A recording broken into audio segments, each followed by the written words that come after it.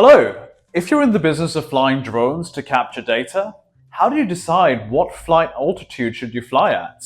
Or if you're mapping vertically, how much distance should you maintain from the structure you're looking to capture? We'll have a look in this video.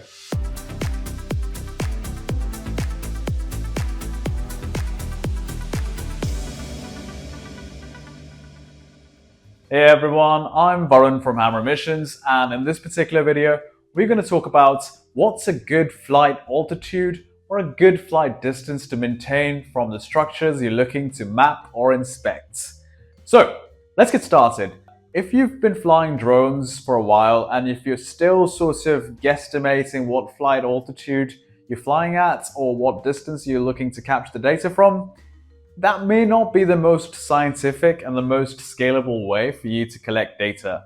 So I'm hoping that this video we're able to lay out some ground rules in terms of what are the different parameters to consider when you're deciding your flight altitude and your flight distance from the structure you're looking to map or inspect.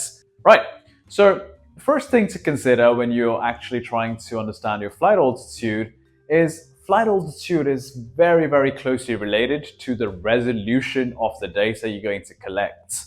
And the resolution of the drone data is typically measured in this parameter called GSD, or ground sampling distance.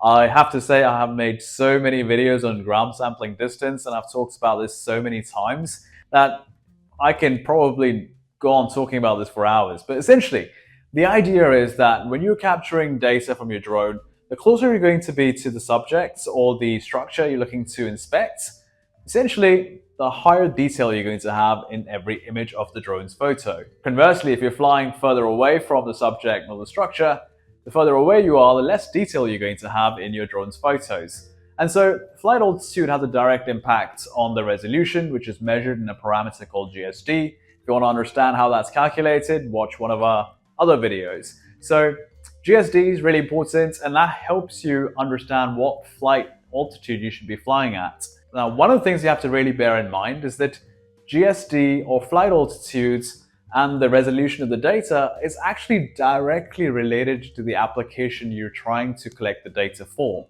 And this is where it really matters to know what exactly are you trying to do with the drone data.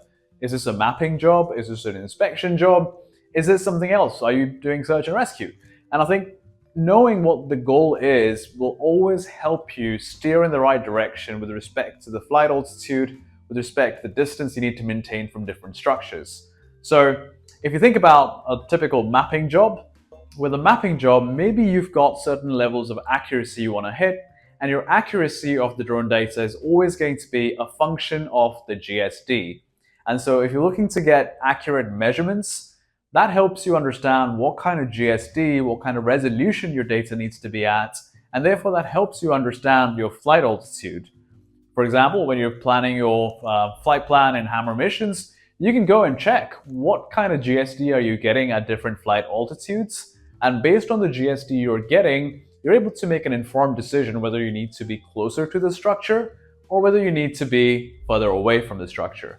And just having that understanding that those decisions you're making in terms of how close or far you want to be from the subject is actually having a big impact on the data, and therefore the accuracy is actually why it makes it so much fun to fly drones and understand all these nuances. So really, really important to take in mind when you're looking to set the flight distance or the flight altitude, it directly impacts GSD, and GSD directly impacts measurements. So next time when you're trying to figure out the flight altitude, instead of just eyeballing it and guesstimating, try and think that maybe it's going to have a big impact on the data that is produced from the drone data sets at the end of all of this. So bearing that in mind can be really, really helpful. The other way to look at it, if this is an inspection task and maybe you're not so bothered about measurements, is that, well, actually, if you're looking for a particular type of defect on a building or on a tower or any kind of structure you're looking to map, well, how big or small that defect is going to look in the drone's photos, and let's say you're using some AI software to automatically analyze that, is also going to be directly related to the flight altitude. So how close or far you are from the structure is going to have a big impact on that. And once again, to calculate how big or small that particular structure would look in the drone's camera, you need, you guessed it, GSD. So GSD will help you understand how big or small is that crack on the wall, or how big or small is that stain going to look in the drone's photo. And just doing these calculations beforehand allows you to form a more scientific view towards why you have chosen that particular flight altitude, why have you chosen that particular flight distance. Also allows you to communicate that to all the stakeholders around you and come across as a professional in the industry that is making decisions based on rationale and science. Now, outside of that, there are other parameters you will have to consider. Flying drones, you're going to make sure you're flying away from any kind of hazardous location, people, crowds. And so you might have local regulations to actually look at as well when it comes to the minimum flight altitude you can fly at. And obviously those need to be respected. So it's all good to have good GSD and resolution, but maybe with certain projects you are restricted to certain altitudes.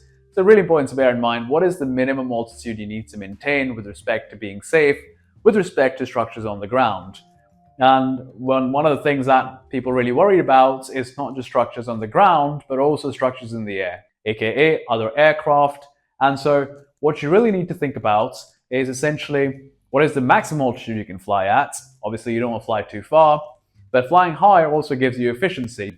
So the way it sort of all boils down, and if you had to really put a framework around this, is that essentially you've got a minimum flight altitude you need to maintain because that's higher than the structure you're looking to map or inspect.